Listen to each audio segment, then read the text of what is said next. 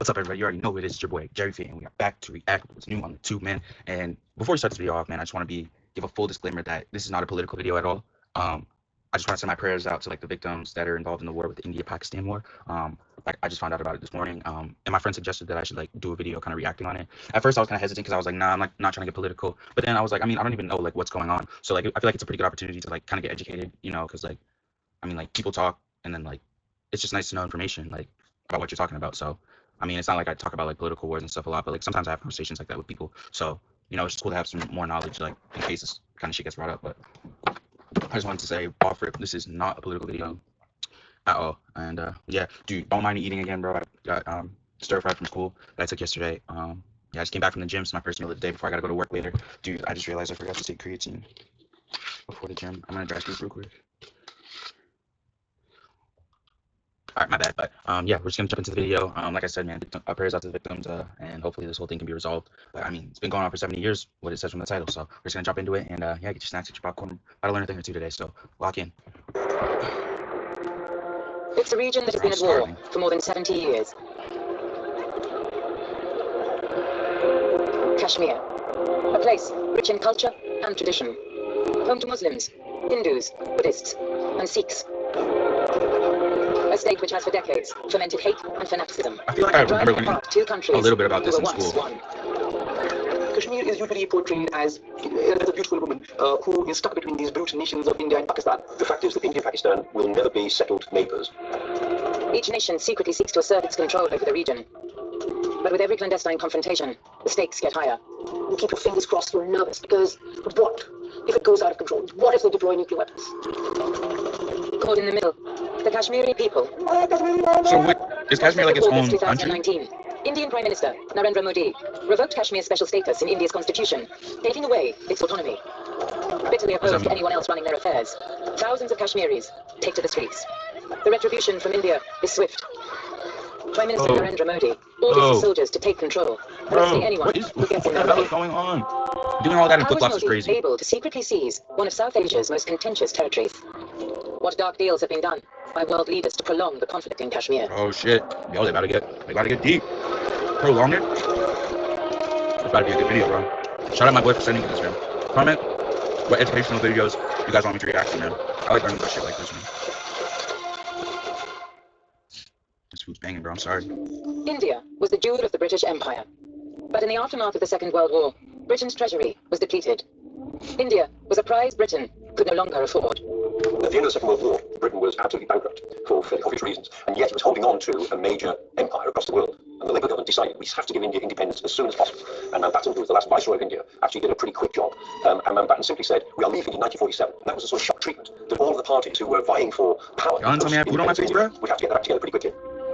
India's political leaders were deeply divided along religious lines. Muslims and Hindus started attacking each other. Yeah, I remember. So all of it was India at one point, right? Before they. On the 14th of August, 1947, the Muslim-majority nation of Pakistan was formed, under its founder and first president, Muhammad Ali Jinnah. The Hindu-majority nation of India followed a day later, under its first prime minister, Was that just yapping or no? I don't know. The conflict between India and Pakistan goes back to 1947. Partition was a sudden and fairly brutal process, and the problem was that Kashmir, which is both Muslim and Hindu, was made into a special status territory, both for Pakistan and for India, and it was never reconciled to either of them. This hurriedly decided partition, with little thought to the region's history and culture, became a grim reality. More than 15 million people were forced to abandon their homes as religious groups who had coexisted for generations turned on each other. It left a great mess in Kashmir, and the intercommunal violence that took place certainly involved millions of people and hundreds of thousands of deaths, some say millions of deaths, in the chaos that followed. As the region was divided in two, civil unrest broke out in the princely state of Jammu and Kashmir. At the time of Indian Pakistan independence from British rule, Jammu and Kashmir wasn't under direct administration of the British Empire, so the princely states were given the option of essentially joining either India or Pakistan, depending on contiguity and demographics. Kashmir in particular provided a quite complicated case, given that it was contiguous to both India and Pakistan and had a Hindu ruler but a Muslim majority population. At the time of partition, Kashmir was ruled by the Sikh ruler, Maharaja Hari Singh. Caught between two powerful nations, he stalled for time. India's political leader, Jawaharlal Nehru, had Kashmiri roots. Like many Hindus, he and Mahatma Gandhi saw the region as a key part of modern India. But Muslim veterans, newly returned to Kashmir after fighting for Britain in World War II, wanted to take their homeland into Pakistan. facing repeated uprisings and unrest from both sides. In 1947, Maharaja Singh signed the Instrument of Accession, also known as Article 370. This gave India sovereignty over Kashmir. The two versions to it. One was that he voluntarily signed an instrument of accession with India. The other is he was forced to sign an instrument of accession. But whatever way you look at it, the result was that the instrument of accession allowed Indian troops to come in to force their way into Kashmir Valley and fight. That instrument of accession does not give India an unconditional right to Kashmir. It has certain restrictions. Those restrictions being that India can only make law on defense, communications, and foreign affairs. It would later be revealed that Pakistan had been supplying the Kashmiri Muslims with weapons. There was an underneath war which was being planned without knowledge of the commanders at the top who were British. What Pakistani officers did was put together this small group of tribal warriors and send them back off to Kashmir to fight. Thousands of people fled into refugee camps on both sides of the border. India went to the UN asking that Pakistan be stopped, and that's the beginning of the first two resolutions at the United Nations on Kashmir, which got UN involved in the Kashmir conflict. A ceasefire line was agreed, splitting Kashmir in two. What? 65% remained under India's control. Oh, so they're 35% fighting for more. was now part of Pakistan. At the time, the provisions of the UN Security Council resolutions did not make a provision for sort of Kashmiri independence, which was one of the desires of people, at least within the Kashmir Valley, if not the broader region. In 1972, the ceasefire line was reclassified as the formal line of control, the de facto border of Kashmir to this day. There is a line of control across Kashmir, which is a relatively narrow territory, and that line of control varies according to the route of rivers. And in any given winter, the rivers will change their routes, and the line of control moves north a bit and south a bit, and causes immense tension between the people who live either side of that line of control. Even as this border was being agreed, both India and Pakistan's military were secretly starting to undermine it. Bigger battles were yet to come between these fierce and ultimately nuclear rivals. This line of control is one of the most densely militarized zones in the world, where you have two armies of two very populous nations staring down each other. After partition, India inherited the bureaucracy left by the British. It had a centrally functioning government through which it could assert its control over Kashmir. Pakistan, by contrast, suffered from a weak economy.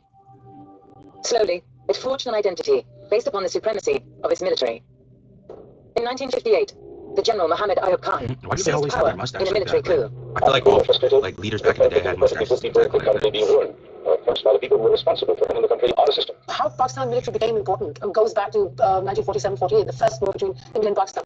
That started it all. Pakistan turned into a national security state. There was all this propaganda about how India was its big enemy, which made Pakistan military extremely important. With popular public support and new powerful Western allies, Ayub Khan and his generals believed they now had the strength to win back Kashmir. The US is one of the first countries to recognize Pakistan as an independent state and has a very close relationship with it. The fact that Pakistan's neighbor India is allied to the Soviet Union means within the Cold War, Pakistan is seen as a key ally to the United States. Pakistan had gotten stronger, it had got American aid, so there was military modernization, it could take on India, so there was a lot of confidence there. By the 1960s, freshly supplied with US tanks and artillery, Pakistan decided to act over Kashmir. In August 1965, it launched a covert mission classified as Operation Gibraltar. Blurt it out, man. In Looks like there's some 1965, blood a warfare. plan executed whereby Pakistani military dropped its troops behind enemy lines, which is across the line of control on the Indian side in Kashmir, with the hope that these troops would encourage local Kashmiris to rise up against and fight the Indian military. The plan didn't work, but it then provoked India to respond. So they were not just fighting Pakistani troops, they were fighting local Kashmiris as well. And so that was beginning of local involvement in Kashmir of paramilitary and military by India. India responded to this covert action carried out by Pakistani troops by crossing the ceasefire line and attacking Lahore in Pakistan. So India made Amid the heavy first move? I don't fighting, want to sound the ignorant, bro. I'm just USA trying to and keep up with this. Did USSR India make the first used move? Is that what they're diplomatic saying? means to persuade both armies to fall back to the ceasefire line. In 1969, General Ayub Khan resigned as Pakistan's Prime Minister. But Operation Gibraltar was to have a lasting legacy on his country's foreign policy. The military propaganda machine rewrote the covert invasion of Kashmir as a success for Pakistan. Over time, it began to believe its own fiction. India's military I don't know. also Pakistan claimed victory, started, bro. but the government in New Delhi was shaken. I said the Pakistan's wrong secret thing to cook, paramilitary bro. forces had infiltrated Kashmir Like I said at without the their beginning, knowledge. this is not a political video, right? Genuinely, I'm just trying to catch up. India's Prime Minister, Indira Gandhi, sought another way to weaken Pakistan. During partition in 1947, the British cut the state of Bengal in two, giving half of the region to Pakistan. This was What? despite its geographical position How at does the that work? opposite end of the Himalayas. Yeah, how does that work? Indira Gandhi addressed the biggest vulnerability in Pakistan's architecture, which was it had two wings, West Pakistan and East Pakistan, separated by 1,000 miles of enemy territory, which is India. I mean, it's unimaginable, that kind of country. By 1970, separatist movements in East Pakistan were were keen to break away from Islamabad and form their own independent state. In 1970s, Bengalis were more than all the Pakistanis put together in West Pakistan, and they wanted acceptance of their own identity. Prime Minister Indira Gandhi encouraged these breakaway groups, secretly supplying Bengali fighters with weapons, intelligence, smart, and money. For the sake of Indian security and Indian nationalism, Break 'em up if in East between. Pakistan became a separate country, they could deal with it separately. And East Pakistan would always be weaker as a separate country than as part of Pakistan. In March 1971, voters in East Pakistan elected the separatist leaders who would push West Pakistan to recognize Bengali rights. The real reason for the uprising in East Pakistan was that they thought they were being exploited. A lot of lies that are told. The fact is that these lies were used by the military to very harshly deal with people. I mean, it's nothing new, man. We see it all the time. Pakistan's new Prime Minister, Zulfikar Bhutto, fearing his country was about to split in two, launched a brutal crackdown. As the Pakistan military cracked down on Bengalis, India was drawn further into the conflict. Millions of refugees crossed its borders. Indira Gandhi appealed to world leaders to intervene to stop the bloodshed, while continuing her support for Bengali separatists. She hoped that the international community would grant the Bengalis independence from Pakistan. What's the weather like over there, bro? It's always hot, man. All the things that Indira Gandhi said about the right of Muslims to be Muslim in the new Bangladesh didn't extend to Kashmir. And the Indians have always had this really strong sense that Kashmir should have been Indian from the start in 1947. That this is a historic injustice that they lay at the feet of the British, and that they must do all they can to change it. In December 1971, in a bid to put a stop to India's interference in Bengal, Pakistan launched a series of airstrikes against Indian air bases in Kashmir. India responded with force. Its army captured some 90,000 Pakistani troops. 90,000, bro? In one of the shortest wars in history, only 13 days. This represents That's kind of a flex, bro. I'm not and gonna lie. humiliating defeat for Bhutto's government. I ain't gonna lie, bro. That's a pretty On hard the 16th flex. of December 1971, Eastern Pakistan became the new sovereign state of Bangladesh. It marked quite an existential crisis for Pakistan, essentially losing a significant chunk of its territory, a significant chunk of the population. But apart from that issue, it created a significant crisis in terms of just the identity of Pakistan as a home for South Asian Muslims, which was the basis behind its creation. Bhutto was to pay the ultimate price for Pakistan's defeat. In 1977, that close was the kinda president crazy, was I'm not gonna overthrown in a military coup and executed by the generals who usurped his power. Damn! Since India refused to negotiate over Kashmir's future, Bro looks Bhutto's tired as successor, hell. General Mohammad Zia-ul-Haq, courted international allies in the hope of expanding his regime's influence. Pakistan has also always played the United States here, really. They've known how to get what they want from the US, they've known how to draw maximum military aid, how to exploit their position in that region as something that the United States needs to use for their own national security goals, while at the same time remaining very true to their own goals and interests. Zia consolidated his power by introducing a radical new agenda of Islamization into his country. Pakistan's defeat in Kashmir was reframed by hardline Islamic preachers as a jihadist struggle, which was gaining momentum. But they needed weapons and warriors to wage their holy war. In December 1979, in the shadow of the Cold War, Zia found a way to provide both. Soviet troops invaded Pakistan's neighbor, Afghanistan, in an attempt to bolster the communist government in Kabul. Resistance from Afghan warlords was swift, and Zia allowed Muslim Mujahideen forces to establish training camps in the north of his country. He instructed Pakistan's secretive spy division, the Inter-Services Intelligence Directorate, or ISI, to support the Taliban. One man who would receive the support was Osama bin Laden. During the last years of the Cold War, by helping thwart the Soviet army in Afghanistan, Pakistan became the third largest recipient of American military aid. The United States was too far away and too uncommitted to come and directly fight a war in Afghanistan. India and Pakistan both became subject to the geopolitical games of the Cold War. In the 1980s, under the military dictatorship of Zaire, become extremely relevant, especially as Pakistan becomes a hub through which the United States launches one of its largest and most significant covert operations, the CIA-sponsored opposition to the Soviet occupation of Afghanistan. As Pakistan's access to military aid increased, Indira Gandhi's government sought to curb Islamabad's resurgence by building a relationship with the USSR. India sided, in effect, with the Soviet Union. It got its weapons from the Soviet Union. It used its relationship with the Soviet Union to prove that it wasn't just a puppet of the United States and the West. And that policy locked India into some pretty strong Cold War stances. And that resulted, of course, in the West, and particularly the United States, backing Pakistan even more strongly. In 1980, India became one of the world's largest arms importer, and Moscow was its purse. The Soviets provided a $1.6 billion loan for military purchases. Both countries now entered a secretive arms race, one which would take the world to the brink of nuclear war. Yeah.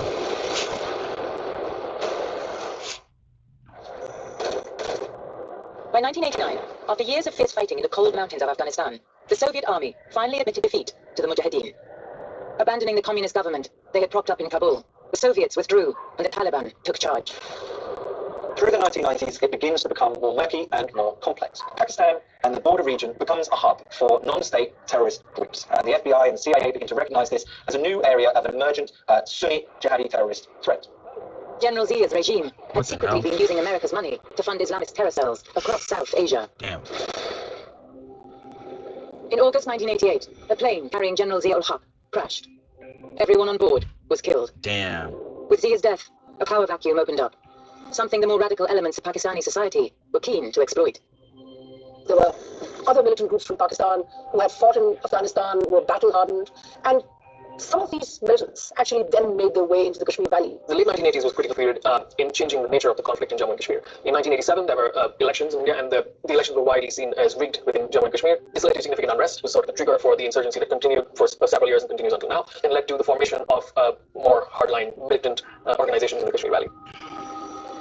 Indian troops were unable to distinguish between radical Islamic fighters and Kashmiri villagers, angry at the continued denial of independence.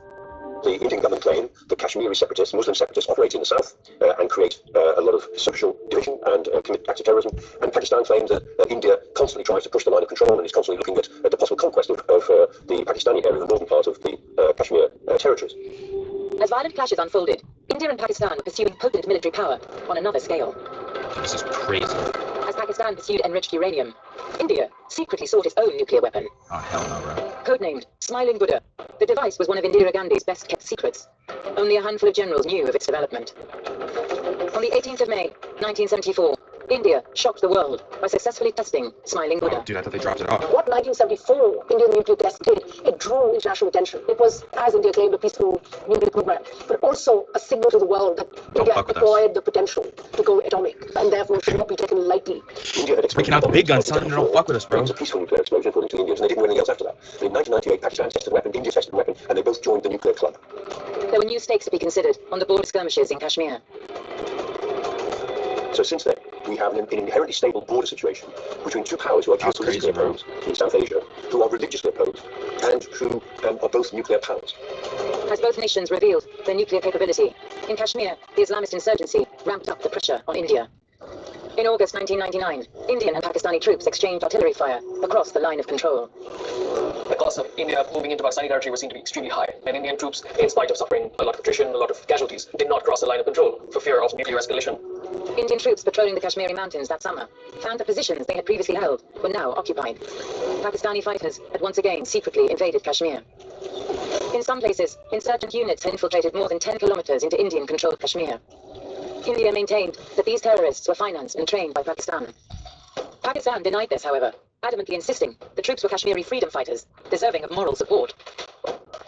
Every skirmish has become more intense than the previous one. The United States' primary goal has been to try to prevent a war in that region. They see a conflict in that region as potentially catastrophic.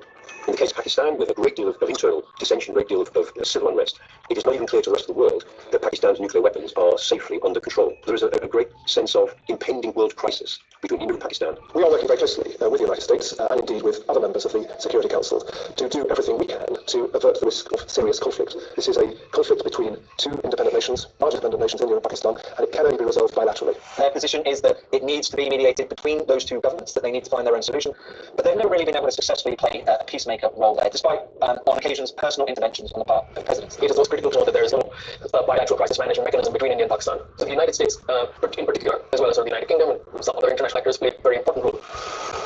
In Kashmir, suicide bombings of army stations, followed by brutal crackdowns on rural populations, continued through the 1990s. What the hell's going on here, bro? Damn. Scary ass shit. Confidence that it could continue to back Islamic groups in the region, while keeping America on their side, was about to be tested to the limit. Following the September 11th terrorist attacks in New York in 2001, Washington substantially shifted its relationship with Islamabad. So this combination of souring relations over their closeness to the Taliban, their funding of the Taliban, their protection of Osama bin Laden, and their persistent development of nuclear weapons means that by the time 9/11 occurs, relations between these two countries are very tense and quite dysfunctional. No longer a Cold War ally, the Pakistani government found itself branded a friend of terrorists. Jesus. Something it was forced to confront again when those same fighters took their fight to India. On September the 20th, 2001, 9 days after the attacks on the World Trade Center, the United States government declared a war on terrorism. They will be stopped, and they will be punished. The message was very clear. You are either with us or with the terrorists. This new war placed Pakistan in the dilemma of either I think continuing the to support Cold the War goes Taliban back or like disavow so them, far, like but that it also led to disengaging like from its events like geopolitical 9/11, interests bro. in Afghanistan and So Kashmir, like both the considered effects of it vital is so to its crazy. national security. It all fucking plays off of President each other. Musharraf assumed a deceitful position that ended up breaking Washington's trust. He declared his unconditional support for the war on terrorism, but continued to provide aid to Kashmiri separatists and Muslim guerrillas. For the CIA, the Pakistani Intelligence Bureau continues to support and promote terrorism in the name of Pakistan's geostrategic interests, helping its ruling elite and destabilizing its enemies by supporting Sunni Islamists in the region. I'm not gonna lie, Groups I really shit out. changed the battle lines in Kashmir. Instead of that being a political movement, it became a militant movement. Fearful of losing more US support, the Pakistan government, led by President Pervez Musharraf, had taken steps to curb extremist Islamic terror networks.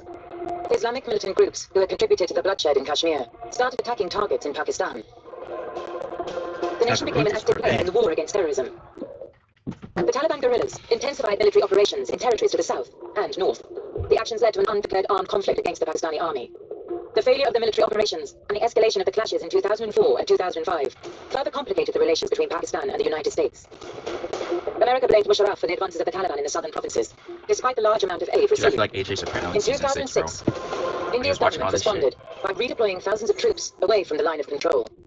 President Musharraf and Prime Minister Manmohan Singh came up with a formula to move towards a resolution. However, this process stalled at sort of later stages when it I was moved towards thinking about details and towards Soprano more stuff, thorny my issues. bad. Still, when a train was bombed by Kashmiri separatists in February 2007, India chose a policy of restraint. These tentative steps towards Damn, peace bro. Prayers were for the only victims, rewarded man. with more bloodshed. It's also sad to see, man. On November 26, 2008, armed gunmen from the Islamic terrorist group Lashkar-e-Taiba attacked Mumbai, and in particular, the jewel in its crown, That's so the crazy. world-renowned and opulent Taj Mahal Palace Hotel. Yeah, it's Mumbai crazy. attacks were very different in the constitution. It was no longer a battle fought on the line of control or in Kashmir. It was a fight which had been taken into the streets of India, killing hundreds of people, innocent people, people who were not expecting such an attack to happen. It really shook the imagination of Indian people and generated That sucks to hear, man. Like, you're just on an vacation and state shit, of just anger. chilling in your India country, claims that man. the terror group were a direct proxy of the Pakistani State Intelligence Service, the feared ISI. Pakistan denied the accusations. 11. The already deteriorated relations between the United States and Pakistan reached their lowest point when the US launched an operation to kill Osama bin Laden in Abbottabad. For many in the Pakistani military, this was a bridge too far. It meant an unacceptable violation of its national sovereignty.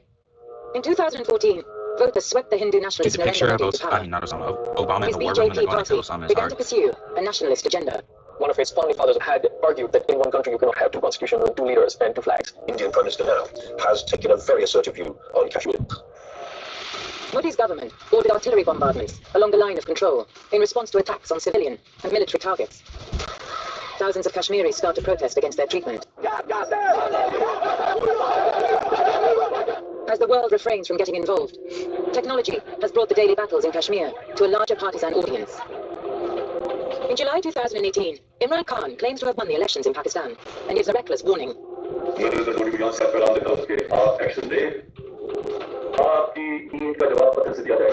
If the world does nothing to stop the Indian assault on Kashmir and its people, two nuclear-armed states will come closer to a direct Bro, this shit military can get confrontation. hectic. Both sides repeatedly interfere with mainstream media outlets, ensuring their people see the conflict through their specific nationalistic prism.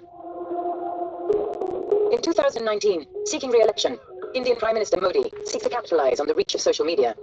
His party, BJP, sent messages to millions of people, claiming that Modi was going to revoke Kashmir's special status and open up the state to Hindus from across India. He also uses social media extremely well, as well as conventional media, in terms of who he engages with selectively to make sure he reaches his audience. Hindus no longer view the suicide bombings in Kashmir as a local insurgency against the region's local elites. The aftermath of each attack is frequently shared to people's phones. So, Modi has made each bombing feel like an attack on all of modern India. The Indian response of the airstrike in Balakot in Khyber Pakhtunkhwa in Pakistan gave him a significant boost in terms of his image as being a strong nationalist leader. This is something that aligned with the aspiration of India as a growing international actor and growing in importance as a geopolitical actor. Modi wins elections on the 23rd of May, 2019. In August, his troops take control in Kashmir. The first thing to go, Kashmir's special status in India's constitution.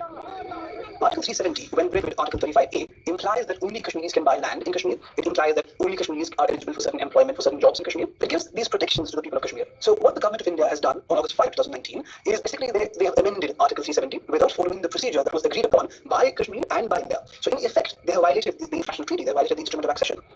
Modi's recent actions in Kashmir are inspired not just by the lessons which India has learned in the course of 71 years of conflict over Kashmir, but really his Hindutva ideology. It's more to do with the kind of India that Modi wants to produce, a majoritarian rule where there's very little room for Kashmiris asking for independence or for exercising their choice to perhaps go and join Pakistan or even autonomy. No longer America's cozy Cold War ally, Pakistan could only protest. In Britain, both British Pakistanis and Hindus have lobbied Parliament on Kashmir. Oh shit. Security experts have warned of possible radicalization in the UK. Bro, that's crazy. Still, little has been done. Neither India nor Pakistan seems willing to give up their claim to sovereignty over Kashmir. The option which Modi has given to Pakistan is he's given an option to Kashmiris, which is that lay down your arms, become integrated into India, stop your movements. The signal to Pakistan is, I'm drawing a line here. If you want to use military, by all means, then I'm going to fight back. So the only question that needs to be asked is whether the people who are living on the other side of the line of control, the side that India calls Pakistan occupied Kashmir and Pakistan calls Azad Kashmir, which means free Kashmir. The only question that needs to be asked about that area is not whether India wants to recapture it or not, but whether the people living in that area want to merge with India or not. Many international actors have tried to broker a deal on Kashmir, and the obvious deal is staring everyone in the face, which is that southern Kashmir is intrinsically Indian and northern Kashmir is intrinsically Pakistani, and the populations will get used to that idea, even though they're intercommunal. That's the solution. A simple solution on paper. But after decades of conflict, Kashmir still remains an open sore between these two nuclear giants. And we saw it this morning, man. Saw it on TikTok, bro. I don't know who started what. I just saw the clip of like the explosions and shit. But I mean, like I said, man, throughout the video and at the beginning, bro. I'm praying for all the victims. Yeah, it looks like the end of the video. Praying for all the victims, man. Yeah, it's just a pretty educational video, bro. I remember learning some of it during high school, but I mean, it's definitely a good refresher. And it's cool to see how. I mean, not really. I don't know what's the word, but like, it's interesting to see how everything kind of is connected to like the Cold War between the U.S. and Russia and shit. So, I mean, hopefully it's figured out safely and quickly. But I mean, it doesn't look like it's gonna end anytime soon. But yeah, prayers to the victims, and as you guys know, I'll see you in the next video. Wow, wow, wow.